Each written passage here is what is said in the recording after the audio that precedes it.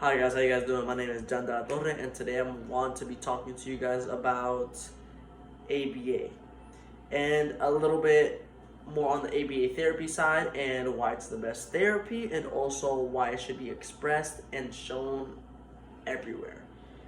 And I want to start off with just a quick little quote that says, "Students don't care how much you know until they know how much you care." And that quote really touches me because I remember when I was in high school, elementary school, middle school, I used to talk to my friends like, okay, this teacher knows so much. They claim they know so much, but when it really comes down to it, you know, they just know so much. They don't really care about what we know, or they don't really care about teaching us. So there's that little twist that us students do know when the teacher is actually being genuine, and it makes us do better in school and in their classes. But overall, what I want to talk to you guys about is ABA and how it should be expressed and shown across more educational backgrounds so people can learn and really prosper in the field of ABA. For most of you guys that don't know, ABA is an acronym for Applied Behavioral Analysis. And that's pretty much working with kids that have, disabilities and are on the ASD spectrum. The first thing I want to talk to you guys about is that there are a lot of kids getting diagnosed with disabilities like autism, but there are not enough people that are educated to know about autism and to know about the field. So, one quick thing that I want to say is that there has been a major increase, and I say major increase, in from as close as 2015 to 2017 of the closest study. Between those 2 years to now, there has been a 17% increase of children ages 3 to 17 years old that have had a developmental disability, that have been diagnosed to have a developmental disability. And like I said, it has increased by 17%. To be more exact, let's narrow it down to, instead of just being any disability, more of autism on the ASD spectrum.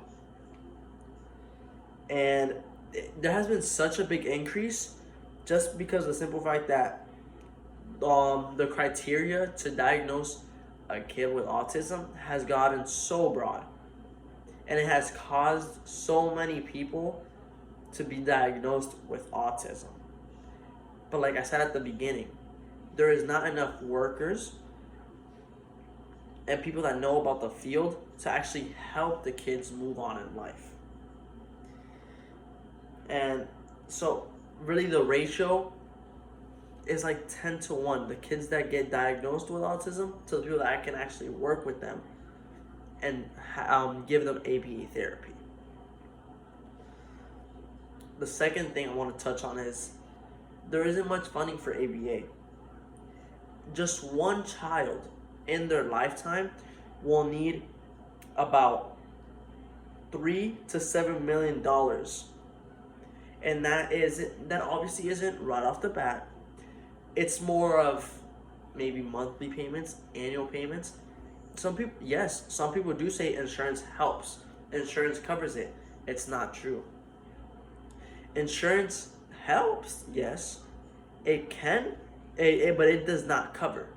It can help. It doesn't cover. And even if it helps, it doesn't help that much. It doesn't cover 50-60%. The other side of that comes out of the parents' pockets. And there are very few parents that, even though out of the parents' pocket, maybe it's like $400 that they have to pay monthly, but not everyone has those $400. And another reason there isn't much ABA funding, and another reason why you can tell there isn't ABA funding, is because some insurances do not fund ABA therapy to those who are over 21. One of the most common health care plans in Florida is Florida Medicaid. And they only cover 21 and younger, which just proves to you that once you get to 21 and older, there really isn't much help. There should be more people that know about ABA, can form a funding, can form peaceful protests to let ABA be more known, have more ads, bring it to the educational backgrounds. Because really the only people that know about ABA is pretty much the people that have family members that have, like I said, autism disorder, any developmental disability. Those are pretty much the only people that really know about ABA when you come to think about it, because ABA isn't so big and it should be bigger.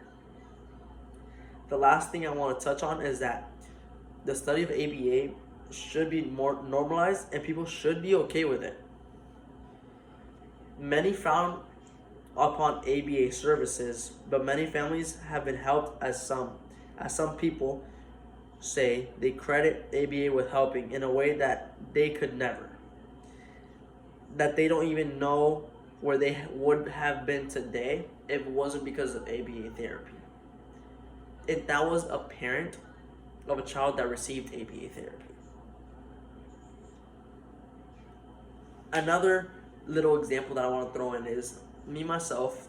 I am an RBT, which is a registered behavior technician. I work with kids that have these developmental disabilities, and one of the things that me as a RBT take pride in is helping the kids out and whatever they need.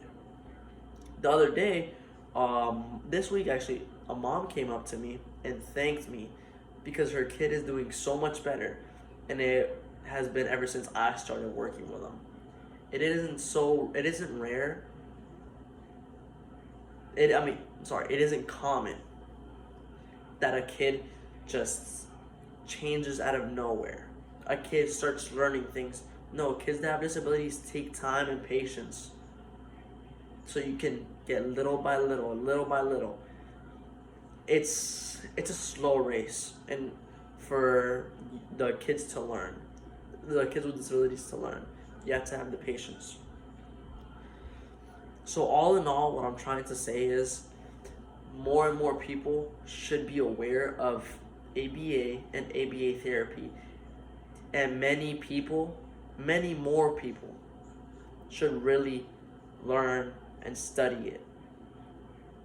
ABA is an awesome field, better than any other therapy out there. ABA works. It should be shown everywhere, shown in the educational fields. ABA should be normalized, should be shown, should be funded to help all the kids that are being put on the spectrum. Thank you.